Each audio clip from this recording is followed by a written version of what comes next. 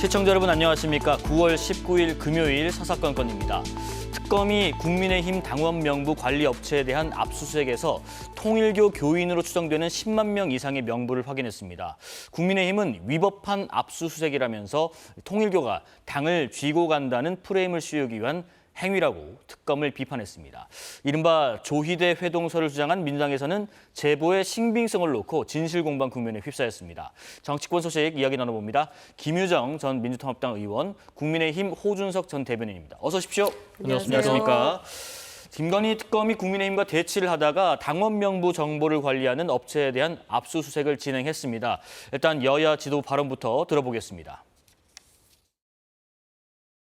임의 제출 방식에 대해서 수차례 논의를 했지만 특검이 거부해서 압수수색이 진행이 되었습니다. 다시 한번 우리 국민의힘은 이런 극악무도한 특검의 무차별적인 압수수색에 대해서 강력히 규탄을 하는 바입니다. 어제의 압수수색 영장 집행이 영장의 기재 내용과 달리 위법하게 집행됐다고 확신하기 때문에 특검을 고발하겠습니다. 그리고 이렇게 무분별하게 영장 발부를 남발하고 있는 법원에 대해서도 어떤 법적 조치를 취해야 될지에 대해서 고민해 보겠습니다. 정말 사실이라면 국민의힘은 헌법 제20조 제2항 국교는 인정되지 아니하며 종교와 정치는 분리된다는 헌법을 위반한 것입니다. 우리 헌법 제8조 4항 정당의 목적이나 활동이 민주적 기본 질서에 위배될 때에는 정부는 헌법재판소에 그 해산을 제소할 수 있고 정당은 헌법재판소의 심판에 의하여 해산된다. 국민의힘은 제가 이미 여러 차례 위헌정당 해산 청구 대상이라고 말해왔습니다. 지금 영장의 기재 내용과 다르게 위법하게 집행됐다. 구체적으로 어떤 내용인 건가요? 그러니까 영장 집행, 특히 압수수색이라는 것은 국민의 기본권을 크게 제한하는 것이기 때문에 구체적인 혐의가 있어야 되는 거고 그 혐의에 대한 그 범위에 대해서 해야 되는 것이지 않습니까? 근데 특검의 태도는 우리한테 협조 안 하면 우리가 이제 싹 들어가겠다. 어제 서버까지 통째로 가져가겠다. 이제 이런 식이거든요. 네. 그러니까 무엇을 위해서 도대체 압수수색을 하겠다는 것인지. 원래 이제 이 사건의 기본 개요가 통일교가 전당대회에 영향을 미치기 위해서 교인들을 강제로 가입을 시켰느냐 하는 것이지 않습니까? 그럼 범위가 있는 것일 테고 그런 구체적인 그 해당되는 부분이 있을 텐데 그냥 500만 명 명단을 다 가져가겠다. 이렇게 해서 결국은 이제 다 가져갔습니다. 저는 세 가지가 매우 이상한데요. 네. 자, 첫 번째, 우리 당의 당원이 500만 명 정도 되는데 우리나라의 19세 이상 성인 인구가 4,100만 명입니다. 그러니까 8분의 1 정도는 저희 당 당원인 것입니다. 네. 통일교 교인이 120만 명이라고 합니다. 그러면 8분의 1이라면은 15만 명 정도는 거기에 있는 것이 그냥 정상적인 일반적인 범위인 것이에요. 자, 그런데 11만 명이 나왔다라고 하면서 특검이 압수수색하자마자 그걸 먼저 언론에 뿌립니다. 그러니까 이건 뭐냐? 민주당의 하명 수사기관이나 마찬가지죠. 이게 수사의 본질과는 관계없이 통일교 이퀄 국민의힘이다 이런 그 프레임을 씌우기 위한 그래서 압수수색을 저렇게 하려고 했구나라는 그 확신을 굳히게 하는 이제 그런 대목인 겁니다. 그다음에 두 번째, 이 사건의 그 본질은 전당대회 선거에 영향을 미치려고 하는 거였지 않습니까? 예. 그걸 밝히기 위한 거잖아요.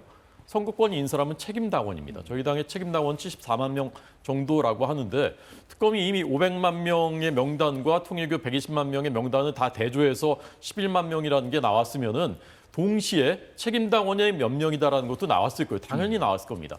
그건 밝히지 않아요. 그 숫자가 적을 거라고 저는 적기 때문에 그랬을 거라고 봅니다. 그냥 숫자 많은 11만 명 그냥 덜컥 발표를 한 겁니다. 네. 의도가 뻔히 보이는 것이죠. 셋째, 시기입니다. 이게 1, 2차 압수수색을 불발됐었던 것이 한 달이 거의 다 됐어요. 그동안 가만히 있다가 어제 조희대 대법원장 관련 녹취록 위조됐다라는 사실이 밝혀지면서 어제 이제 매우 불리하게 가는 국면이었거든요. 갑자기 와가지고 압수수색을 하겠다 해가지고 이 난리통이 벌어진 겁니다. 이건 누가 보더라도 그냥 정치 특검이고 매우 편향적인 그런 수사를 하고 있다라는 생각을 할 수밖에 없는 거죠. 네, 지금 말씀하신 것처럼 통계적으로는 그 개연성이 뭐 충분한 거 아니냐. 그리고 지금 어떤 특정한 목적을 가지고 프레임 씌우기를 하고 있다라는 입장 어떻게 생각하시는지요? 전혀 동의할 수 없고요. 네. 특검이 지금 무한정 할 수 있는 게 아니잖아요. 정해진 기한이 있는 것이고. 그래서 지난번에 1, 2차 압수수색 할 때 협조를 했으면 뭐 임의 제출이라든지 그 무엇이든 간에 협조를 했다면 뭐 어제 같은 상황이 없었겠죠. 특검으로서도 아침 10시인가 가가지고 한 7시간, 8시간을 대치하다가 이제 간신히 압수수색을 할 수 있었는데 네. 뭐 그런 저간의 상황들도 특검으로서도 뭐 시간을 계속 허비할 수는 없는 거 아닙니까? 그건 뭐 당연한 일이라고 생각하고요. 특히 국민의힘에서는 이 사건이 압수수색까지 가게 된 경위에 대해서 생각을 해봐야 되는 거잖아요. 네. 권성동 의원이 이제 구속이 됐어요. 권성동 의원 전당대회 때 대표 만들어주기 위해서 당원 가입시키겠다라는 거 얘기한 거 아닙니까? 그런 점에서 윤영호 전 본부장하고 건진법사 사이에 뭐 신규 당원 11,000명 가입시켰어요. 뭐 이런 문자도 주고받았다는 것도 다 증거로 확보가 되어 있는 것이고. 그리고 송원석 원내대표가 얘기하셨나요? 뭐 인구 대비 뭐 할 때 10% 정도는 자연스러운 거다 얘기하시는데 그렇게 생각할 수도 있어요. 그러나 그건 논리의 비약이죠. 왜냐하면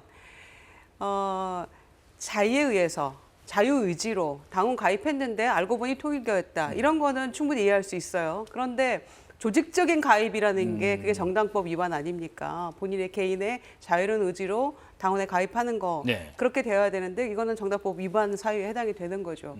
그리고 그렇게 단체로 조직적으로 누군가 오더를 받고 가입한 이유가 뭔가요? 전당대회 당내의 어떤 민주주의의 근간을 해치는 거기 선거에 개입하기 위한 거 아닙니까? 네. 그러니까 이거는 미리 그걸 작정하고 지시받아서 조직적으로 가입을 했다면 사전 선거운동에 해당되기 때문에 선거법 위반에도 해당이 되는 거죠. 예. 그리고 정청래 대표 얘기했던 것처럼 종교 일치가 아닌데 종교가 개입을 해서 여러 가지 영향을 끼치려고 했다면 이건 위헌 가능성도 있는 거 아니냐라는 얘기에도 일리 있는 얘기라고 생각합니다. 이제 그런 전반적인 것들을 국민의힘이 좀 돌아보면서 오히려 이 기회에 이런 어떤 잘못된 서로의 네트워크랄지 이런 부분을 절연하고 자성하고 전화위복의 기회로 삼으려는 노력이 오히려 필요하지 않나 저는 그렇게 생각합니다. 지금 그 앞서 말씀하신 내용대로라면 일단 특검에서 그러면 목적과 의도가 적합하지 않은 지금 압수수색을 했다는 것이고 그렇다면은 특정 종교를 가진 사람이 당원이다. 그래서 종교가 정치를 좌우한다. 이런 프레임을 씌우고 있다라고 하는 입장이시라면은 그 의도가 무엇일까 싶습니다.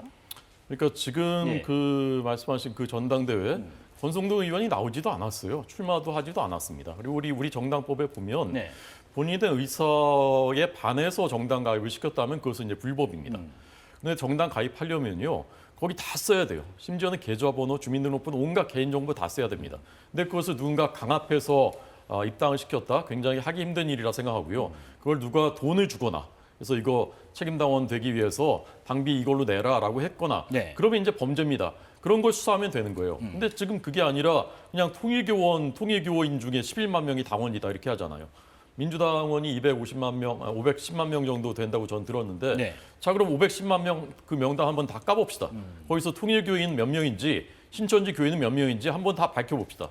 그렇게 한다면은 저도 이제 동의를 할 수가 있을 것 같습니다. 그런데 그런 게 아니라 지금 그냥 이렇게 해가지고 통일교 딱지 찌우고 그다음에 정작 그 해당 그 기간 그러니까 특검과 저희 당이 협의를 했었던 그 기간이 있거든요. 그 기간에 가입한 그 통일교인은 3,500명에 불과하다라는 그 분석이 나와 있거든요. 그러니까 그런 구체적인 데이터는 얘기 안 하고 매우 정치적인 거 11만 명 이것만 뜩 얘기하는 것이거든요. 특검이 지금 굉장히 부당한 얘기입니다. 지금 특검에서는 또 하나가 지금 구속된 권성동 의원을 조사하면서 통일교 의혹을 좀 집중 추궁하고 있는데 지금 이런 가운데 통일교 총재가 특검 조사에서 한 발언들이 전해지고 있습니다.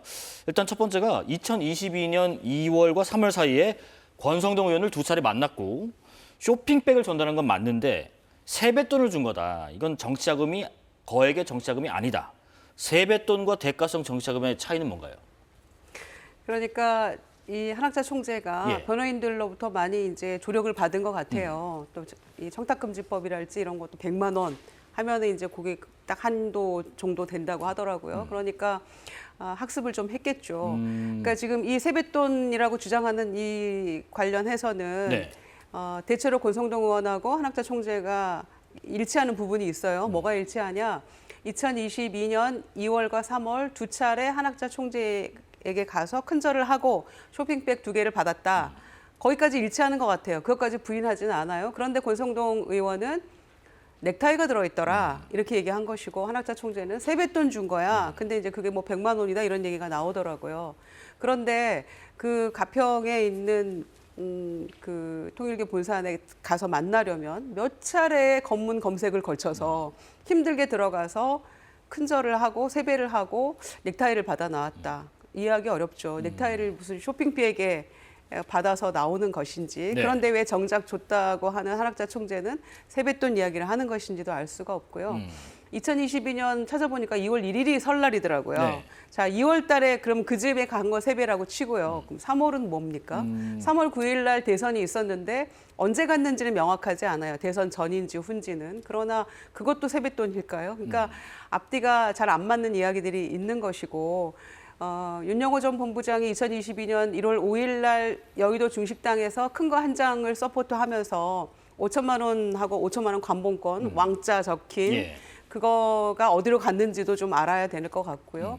후보에게 적지만 뭐 요긴하게 써달라 이런 얘기 문자도 다 보낸 거 아닙니까? 그런 맥락을 봤을 때 그때가 1월이었는데 네네. 2, 3월에 굳이 이 총재를 어렵게 관문을 거쳐서 가서 큰절하고 넥타이 받아왔다.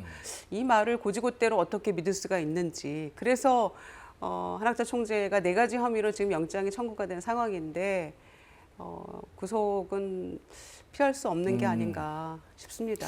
지금 특검에서 또 2022년 2월, 3월 말고 1월에도 뭐 윤영호 전 통일교 세계 본부장이 권성동 의원에게 준 1억 원 가운데 말씀하신 것처럼 절반이 별도로 비단 포장이 돼 있고 거기에 임금 왕자 표시가 있었다 해서 특검에서는 이게 지금 윤석열 전 대통령의 대선 자금이 아니었는가 의심하고 있다는데 어떻게 생각하시는지요? 우리나라 지금 21세기 선진국 대한민국에서 네. 진실을 영원히 가리는 일은 저는 있을 수 없다고 생각해요. 그러니까 저는 받지 않았다는 권성동 의원의 말이 진실인지 네. 아니면 받았다는 특검의 말이 진실인지는 정확히 아직 모르겠습니다만 어쨌건 수사와 재판을 통해서 저는 진실이 가려질 거라고 봅니다. 그리고 그렇게 됐으면 좋겠습니다. 다만 한 가지 제가 지적하고 싶은 것은 이 특검이 3대 특검 출범할 때 처음부터 우려했었던 것이 관련해서 인지한 사건 모두 다 수사할 수 있다. 그러니까 결국은 이것이 정적들 제거하는 데 사용될 것이다. 야당 말살하는 데 사용될 것이다. 그렇게 정확하게 되고 있습니다. 이 지금 김건희 특검이잖아요, 이게. 근데 권성동 특검이 됐지 않습니까? 그리고 13명을 구속시켰는데 김건희 특검이 그중에 9명이 김건희 여사와는 직접 관련이 없는 사람들이에요. 네. 그러니까 이게 뭐 김건희 여사한테도 청탁했을 거다 뭐 이런 식인데 그렇게 치면 안 걸리는 게 하나도 없겠죠.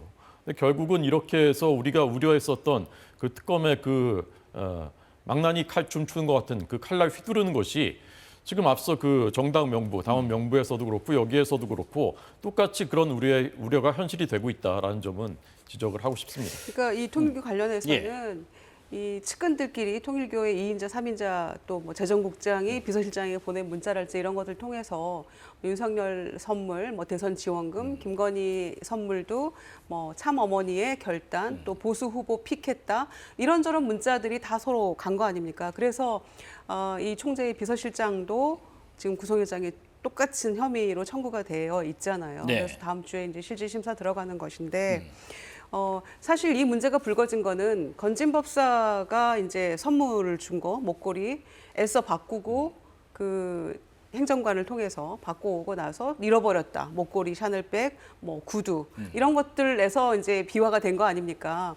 그러다 보니까 이 건진 법사가 통일교와 김건희 씨, 통일교와 권성동 의원, 또 권성동 의원은 윤영호 본부장 이를 통해서 또 윤석열 당시 후보 하고 연결되는 그러니까 그 고리가 건진법사잖아요. 그런데 김건희 특검의 주요 그 16가지 그 혐의 중에서 건진법사 관련된 게 들어 있으니 수사를 하다 보니 당연히 권성동 의원은 거기에 나타날 수밖에 없는 상황인데 이거 그냥 무한정 확대하는 그런 사건은 아니기 때문에 혐의 안에 들어 있는 것이고 불가피하게 수사가 일로 갈 수밖에 없는 필연적인 귀결이다라고 저는 생각합니다. 지금 말씀하신 것처럼 그 당원 명부에 대한 압수수색 그리고 권성동 의원에 대한 구속 또 하나가 지금 윤상현 의원, 뭐 추경호 의원 등등 해서 다른 국민의힘 의원들도 지금 말씀하신 것처럼 3대 특검의 수사 대상이 돼버린 상황에서 국민의힘 지도부에서 그런 얘기를 하고 있습니다. 지금 야당 탄압이다. 결국은 정당 해산의 프레임 씌우기다. 결국은 목적은 개헌 저지선인 백석을 무력화하려는 거 아니냐. 여기에 대한 의견 좀 보충 들어보겠습니다. 네, 추경호 의원 구체적인 혐의도 없는데 지금 뭐 표결을 방해하려고 했다. 그냥 밀어붙이는 것이지 않습니까? 김성교 의원 그 평택 고속도로하고는 사실 그 사건도 아니에요. 그 전에 다른 사건 가지고서 그거 가지고서 이제 별건 해가지고 결국 이제 그 또 수사하고 있는 것이거든요. 저는 아까 이제 정청래 대표가 또 뭐 위헌 정당 해산 운운하는 것을 들으면서 국민의 41% 불과 얼마 전 대선에서 41%의 지지를 얻은 정당을 제1야당을 그냥 정당 해산 대상이다. 그럼 한두 번이 아니지 않습니까? 그런 정도의 기준이라면 전당대회 돈봉투 사건으로 정당 민주주의 질서 기본적으로 기본 질서까지 다 흔들었던 그런 정당이야말로 저는 정당 해산의 대상이 될 거라 생각을 하고요.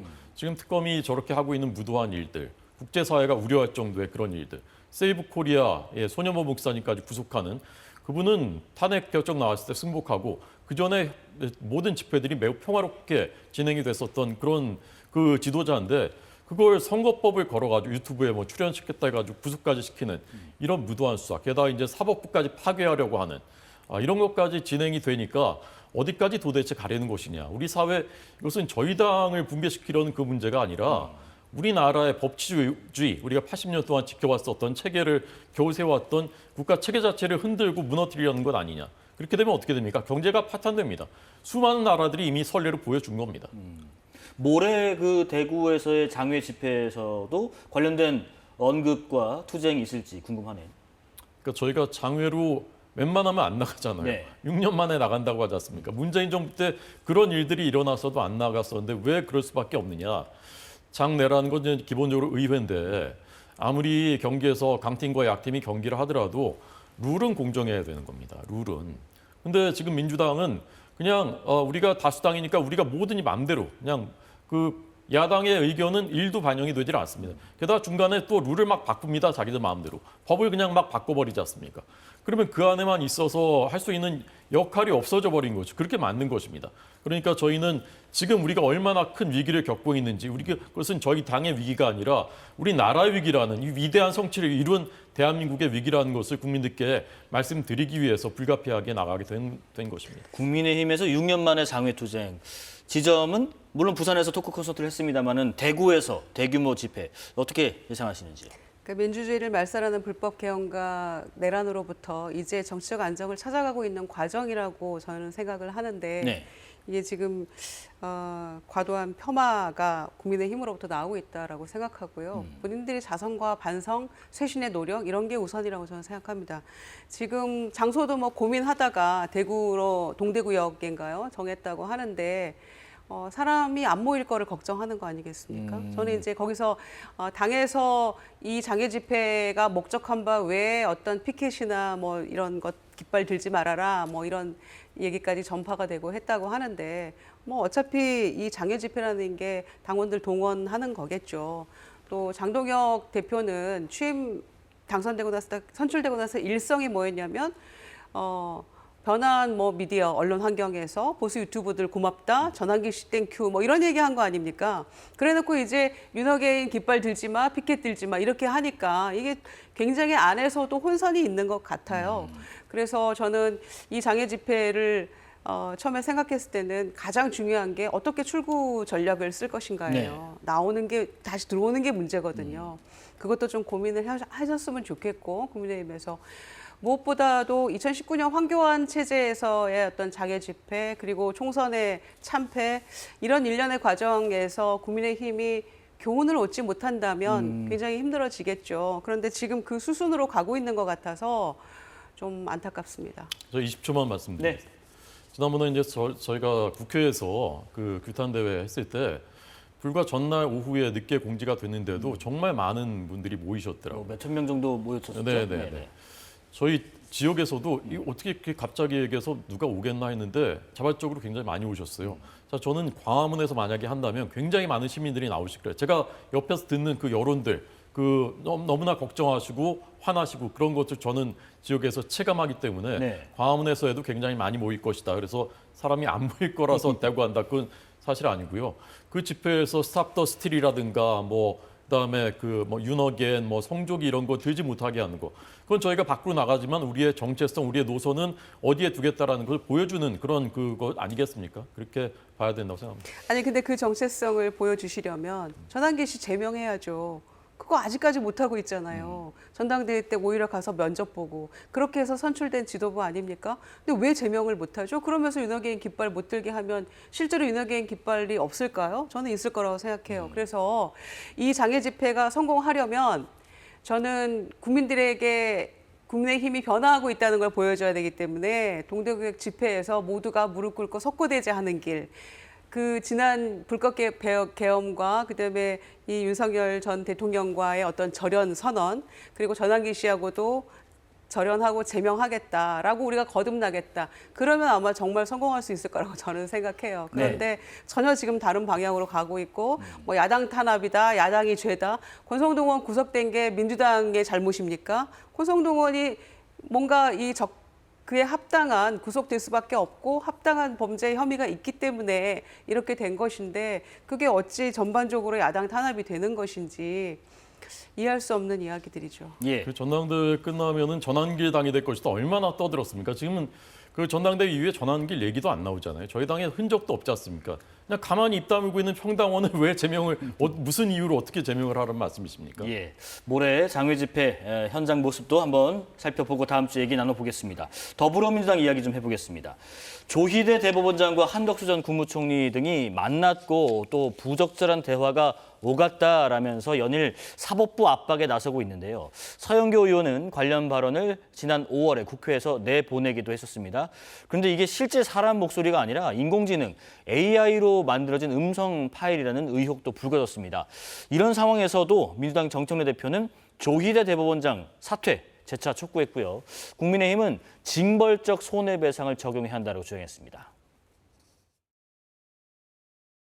본인이 자초한 일이니 본인이 결자 해지하시기 바랍니다. 깨끗하게 물러나시기 바랍니다. 현명하게 처신하시기 바랍니다. 정청래, 서영교, 부성찬, 김어준 등은 더불어민주당이 추진하는 징벌적 손해배상 제도의 제1호 적용 대상으로 지금 해당 의혹을 처음 제기했던 그 해당 유튜브 측에서도 팩트가 확인 안 된 내용일 뿐이다라는 이런 입장을 내놨는데 결국에는 결정적인 증거가 없는 거 아닌가? 그렇다면 무리한 의혹 제기 아닌가? 이런 지적이 있습니다. 그런 그 지적과 주장들이 나오고 있는 것은 네. 불가피하다고 생각합니다. 왜냐하면은 일단 이 문제가 처음 제기된 거는 이제 5월이었는데 예. 4개월 후에 부승찬 의원이 대정부질의에서 이 얘기를 또 꺼냈으면 4개월 사이에 뭔가 진전된 증거 또는 더 확실한 제보 이런 거를 들고 얘기를 하는 게 저는 맞다고 생각해요. 과거에 폭로해본 사람으로서 네네. 물증을 확실하게 들고 하면 시인할 수밖에 없습니다. 그걸 끌어내야 되는데 그게 좀 부족했던 것 같아요, 저는. 그래서 이 문제가 좀 동력을 가지고 이를테면 국감 곧 다가오는데 국정감사장에서도 뭔가 얘기를 할 수 있는 동력을 얻으려면 좀 추가적인 어떤 물증이든 그 무엇이건 이게 나와야 된다고 생각해요. 네네. 그래서 제보가 있다고 하는데 그걸 더 확보된 게 있는 것인지 이걸 뒷받침할 만한 그게 아니고 정말 AI 전원의 전원을 AI로 뭐 이렇게 만들어서 한 거라면 책임 있는 공당으로서의 모습은 아닌 것 같아요. 그래서 여당이니까 예. 과거에 야당 때와는 다른 어떤 모습 투쟁하는 것도 조금 실질적인 증거 또 국민을 설득할 수 있는 제보, 확실한 제보 같은 거를 가지고 얘기를 해야 되는 좀 아쉬운 점이 있어요. 네네. 그래서 향후에 이제 문제 제기했던 의원들이 어떻게 하실지는 모르겠습니다만 제 생각은 그렇습니다. 그런데 분명한 건 그럴 수도 있지 않았을까라는 의심할 수밖에 없는 그런 여러 가지 행태를 보여왔던 게 사실입니다. 사법부에서. 이를테면 불법 계엄이나 내란 사태에 대해서 단 한마디 말 한마디 없고 서부지법 폭동이나 주기현 판사의 구속 취소나 또 즉시항고 포기나 이런 일련의 상황 속에서 사법부는 과연 무엇을 했는가, 이 사법 불신에 대한 것들을 어떻게 깨끗하게 정리하고 국민의 신임을 다시 받을 수 있는 사법부로 거듭날 수 있는가에 대한 어떤 사법부의 자성의 목소리도 필요하다고 보고요. 그리고 대안도 제시해야 된다고 보고요. 네. 뒤늦게 내란 재판에 판사 1명 추가요. 이렇게 하는 걸로 과연 그 불씨를 다 해소할 수 있을 것인가. 당장에 어제 김용현 전 장관 재판에서도 뭐 이런저런 핑계대고 뭐 호칭 핑계대고 해서 나 재판부 기피하겠다 기분 나쁘니까 이건 정말 누가 봐도 재판 지연하려는 전술 아닙니까? 그러면 강단 있게 그냥 간이 기각한다. 그리고 재판 계속한다. 이렇게 해야 되는데 그냥 수용하고 재판 종료했어요. 이를테면. 이제 그런 것들이 판사 한 명 추가한다고 그러면 국민들이 얘기하는 그 신뢰 회복할 수 있을 것인가? 그건 아닌 것 같아요. 일반 사건 그 판사가 담당하고 나머지 3명의 판사는 원래대로 그 형사 사건, 내란 형사 사건 담당한다고 하는데 어제 같은 재판이라면은 이게 하세월 또 되는 거 아닙니까? 그러니까 주기현 재판관의 이 자세가 중요한 것 같아요. 네. 이거 근데 이게 이 부분이 해소가 안 되는 거라서 저는 이런 사법부의 어떤 불신을 어떻게 국민을 설득할 것인가라는 신뢰 회복의 문제. 사실 이게 더 중요한데 아까 이제 그런 확실한 증거물 없이 문제 제기한 이것 때문에 저는 오히려 본말이 전도된다거나 또 배가 산으로 가는 그런 우를 범하지 않을까. 저는 개인적으로 이제 그 부분이 우려가 되는 것이죠. 지금 민주당에서도 그런 얘기를 합니다. 핵심은 대선 개입이다. 이 본질은 번갯불 파기환송과 내란 재판 지연이다. 하면서 조희대 회동설에 대해서 살짝 거리를 두는 모양새입니다. 어떻게 평가하고 계세요? 사법부를 불신하고 사법부를 붕괴시키려고 하는 것은 국민들이 아니라 민주당입니다. 민주당 정권입니다. 그 문제의 파기환송심, 결국 이제 그것 때문에 조희대를 찍어내려고 하는 것인데 그 이후에 여러 군데서 여론조사를 했습니다. 아주 권위 있는 여론조사기관 포함해서 모든 여론조사기관들에서 잘된 판결이다라는 응답이 더 높게 나왔고요. 그다음에 특히 20대, 30대에서는 거의 더블 스코어일 정도로 잘된 판결이라고 국민들은 그때 받아들였었던 것입니다. 그런데 이제 와서 우리가 정권 잡으려고 했는데 그것 때문에 못할 뻔했어. 그러니까 저놈은 나쁜 놈이다. 내란 세력이다. 이렇게 하는 것이지 않습니까? 지금 지기현 판사가 그 재판부가 지금 일주일에 3번, 4번 재판을 하고 있습니다. 정상적으로 재판이 정상보다 훨씬 빨리 진행되고 있고 12월까지 끝내겠다는 것이지 않습니까? 자, 그런 문제는 속도가 아니라 혹시라도 우리가 생각하는 우리가 원하는 결론과 다른 결론이 조금이라도 나오면 안 되니까 그걸 원천 봉쇄하기 위해서 저렇게 무리하는 것이지 않습니까? 네. 결국 저는 그 법이 통과 안 될 가능성도 있다고 생각해요. 국민들이 너무 이제 저항을 하면 법을 통과 안 하더라도 이미 효과는 봤어요. 그래서 압박하는 거거든요. 우리가 원하는 결론 내놔야 돼. 하는 그 이미 사법부를 협박하는 것이 우리 헌법을 어기는 101조, 104조 다 어기는 일들이 지금 공공연하게 자행되고 있는 그런 현장이라고 생각하고요. 아까 정청래 대표께서 본인이 자초한 일이니 결자 해지해라, 현명하게 처신해라, 스스로 물러나라.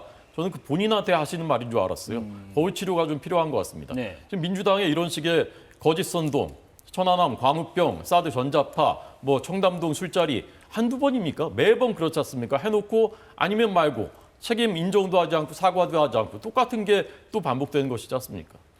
지금 민주당 김병기 원내대표는 이 회동설에 대해서 어떤 생각일지 듣고 넘어가겠습니다. 이거에 대해서는 그걸 갖다 처음에 이제 거론하신 분들이 계시죠. 말씀하신 분들이 해명을 갖다가 하셔야 될 것 같습니다. 그러니까 어떤 경위로 해서 이걸 했고, 그러니까 지금 조희대 대법원장을 비롯한 그 당사자들이 지금 일제 부인하고 나선 거 아니겠습니까? 그렇다고 한다면 그 최초에 거론하신 분께서 이런 것 때문에 했다. 그래가지고 얘기를 갖다가 해명을 하시는 것도 좋은 방법일 것 같습니다. 당대표는 조희대 물러나라, 원내대표는 처음 거론한 사람이 해명해라.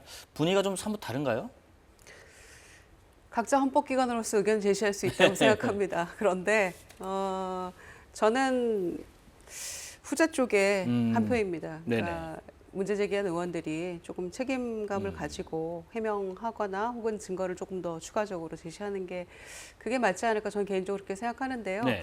특히 이제 소영교 의원 같은 경우에는 이제 비슷한 얘기를 5월에 먼저 꺼냈었는데 이제 그거는 이제 부승찬 의원 제기했는데 이제 이런 상황인 것이고요. 그런데 그것과는 좀 별개의 또 다른 이야기가 있잖아요. 그래서 민정 라인 통해서 얘기를 들었다는 그런 거. 그리고 조희대 대법원장이 이제 그 1년 전에 네. 임명 즈음에 이제 했다는 그런 이야기들. 이재명 대표 건에 대해서는 뭐 알아서 하겠다라는 그런 취지의 이야기. 그러니까 이제 이 부분에 대해서는 추가적으로 만약에 이제 제보가 있다면 저는 국감이든 언제든 추가적으로 얘기를 할 수 있지 않을까 이렇게 생각하고요. 네네. 이제 특히 이 사법부에 대한 것들 또 이제 이 회동에 대해서 혹시 그런 거 아니야라고 조금이라도 의심이 가는 그런 부분은 사실은 계엄도 우리가 상임위든 뭐 본회의든 막 제기했는데 우리 보고 다 망상이라고 하지 않았습니까? 또 한덕수 총리도 헌재에서조차도 뒷주머니에 왜 계엄 문건이 있었는지 모르겠다라고 했는데 CCTV 통해서 다 그 진술이 거짓이라는 게 밝혀졌잖아요. 또 이화영 전 부지사 그 연어 술파티 회유 사건도 지금 검찰 얘기하고 다르다는 게 지금 밝혀지고 있는 과정에 있는 거 아닙니까? 그러니까 이렇게 상상하지 못한 일들이 사실은 그게 맞았네라는 것들을 국민들이 몇 차례 겪고 나니까 이제는 이것도 의심해봐야 되는 거 아닌가? 그러고 나서 4월 7일 날 이런 회동설이 있었는데 그 이후에 이제 사실은 파기환송 사건이 일어나고 나서 5월 1일 3시에 파기환송 결정이 났는데 4시에 한덕수 총리가 이제 출마 권한대행의 자격으로 출마 선언을 한달지 이제 이런 것들이 일련의 상황 속에서 국민들이 의심할 수밖에 없는 그런 불씨를 던져줬다고 저는 생각을 해요. 네네. 그럼에도 불구하고 책임 있는 집권 여당의 일원으로서는 좀 더 충실한 증거물을 가지고 해야 되지 않나라는 생각입니다. 예, 국민의힘은 지금 서영교 의원 등을 포함해서 고발 조치를 하고 그다음에 국정조사 요구서를 제출한다는 계획인가요? 앞으로 뭐 추가적인 증거나 근거나 뭐 증인이 나올 가능성은 없죠. 사실 네. 이미 다 밝혀졌습니다. 그 처음에 제기했던 그 유튜브 그 매체조차도 우리가 그냥 그 프로그램 이름도 썰전인가요?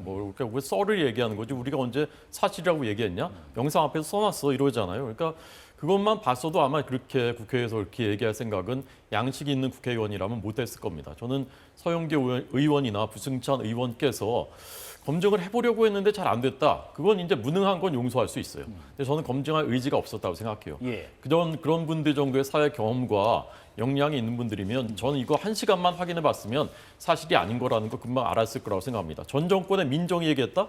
그 민정이 도대체 누구죠? 그럼 그 들은 의원한테 그분이 누굽니까? 한번 물어봐서 최소한의 확인이라도 해보려는 그런 절차는 해야 되는 거 아닙니까?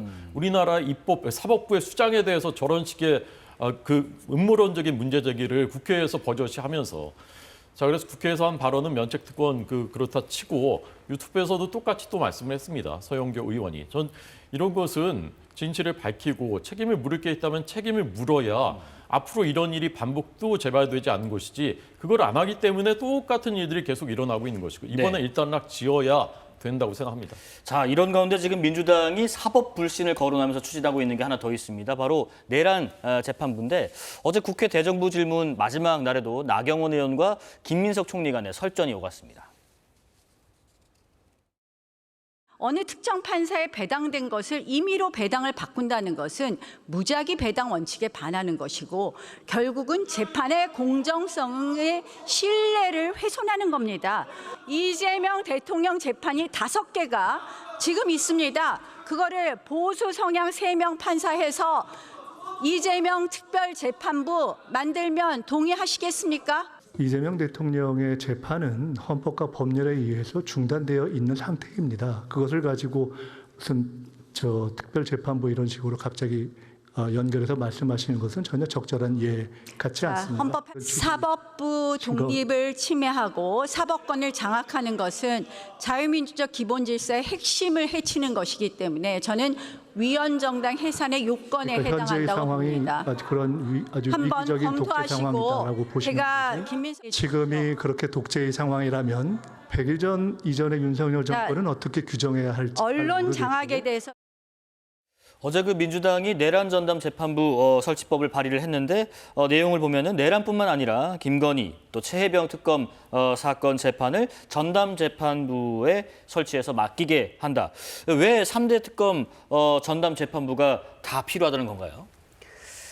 아무래도 이제 처음에는 내란 전담 예. 재판부 정도 얘기만 나왔었는데 이를테면 김건희 특검 같은 경우에서 김건희 씨는 해병 특검과도 연관이 되어 있는 거고 그래서 그런 상황에서 아예 그냥 이 국정농단 전담 재판부라고 정해서 중앙지법에 3개, 고법에 3개 네. 이렇게 정해서 신속하게 빨리 정리하고 가는 게 특검이 개개인 피의자마다 피고인마다 다 따로따로 어디에 배당될지 모르는 그런 것도 너무 분산돼서 시간이 오래 지체될 수 있는 그런 상황이 되는 것이고요. 네. 또 직위원 재판부 같은 재판부에 대한 우려도 또 생기는 거죠. 그러니까 재판의 신속성, 공정성이라는 측면에서 이거는 한꺼번에 정리해서 처리하는 게 그게 타당하겠다라는 것이고요. 네네. 이를테면 이제 무작위 배당 원칙을 얘기하는데 그거는 그야말로 법원 내규 같은 것이죠. 이게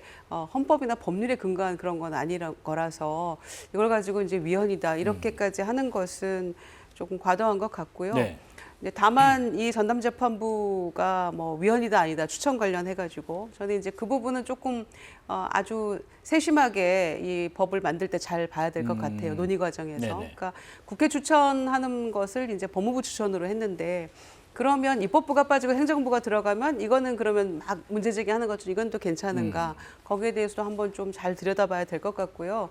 그러니까 국회에서 이거 우리가 다 검토해 봤는데 괜찮다라고 지금 판단을 했으니까 당론 발의는 아닙니다. 그러니까 그러니까 민주당의 3대 TF 그 특검 TF에서 이제 차원에서 발의를 한 것인데 이를테면 지금 재판 과정에 있는 피고인들이 이거 위헌이다라고 제기하면 재판은 중단되거나 네네. 이게 사실 더 늦어질 수도 있는 것이고 그럴 수 있죠. 헌재의 판결도 또 염려가 되는 부분이 있어서 저는 막 서두르고 이 전담재판부 위헌 아니다라고 주장하면서 이제 법안은 성안을 했는데 우리가 만약에 뭔가를 놓치는 부분은 없는지 네. 그런 것들까지 포함해서 이 논의 과정에서 아주 치밀하게 잘 봐야 될 것 같습니다. 국회 추천 몫을 없앴다. 위헌의 소지가 해소됐다. 그렇게 생각하시는지요? 그러니까 지금 그 말씀하신 대로 예. 국회 빠지고 행정부가 들어갔지 않습니까? 법무부가. 게다가 대한변협은 그건 이제 소송의 당사자이기도 하고 이해관계자이기도 한데 변협이 왜 판사를 추천합니까? 그다음에 판사회의도 마찬가지입니다. 그 판사회의라는 것이 과거에 편향된 그런 행동도 여러 번 했었던 우리가 다 기억하는 건데 결국은 이제 본인들 입맛에 맞는 사람을 판사로 정하겠다라는 것이거든요. 네. 1985년에 유엔이 오죽하면 유엔 총회에서 사법권 독립의 핵심은 재판 배당에 있다라는 결의를 합니다. 아마 어떤 후진국에서 그런 일들이 지금 우리나라에서 벌어지고 있는 것 같은 일들이 있었나 봐요. 그러니까 40년 전에 그런 결의를 한 겁니다. 근데 그런 일이 지금 우리나라에서 일어나고 있는 거거든요. 헌법 101조에 사법권은 사법부에게 있다. 명시가 돼 있고 104조에 법관의 임명은 대법관이 대법관 회의를 통해서 결정한다라고 돼 있는데 이거 그냥 다 깡그리 무시하고 이제 하겠다라는 것이거든요. 결국은 저는 이런 일련의 과정들을 통해서 설령 법이 통과 안 되더라도 아까 말씀드린 대로 이 결과는 알겠지. 이렇게 해야 되는 거 알겠지. 안 그러면 너 큰일 나. 결국 이런 메시지를 주고 있는 것이고 이미 주효하고 있다고 저는 봅니다. 예. 자, 정치권 소식 여기까지 들어봐야겠네요. 국민의힘 호준석 전 대변인, 김유정 전 민주통합당 의원과 말씀 나눠봤습니다. 고맙습니다. 감사합니다. 이번 주 사건건이 만난 사람 지금 만나러 갑니다. 더 만나러 이번 주 사건건이 만난 사람 지금 만나러 갑니다. 더 만나러 지금 만나러 갑니다.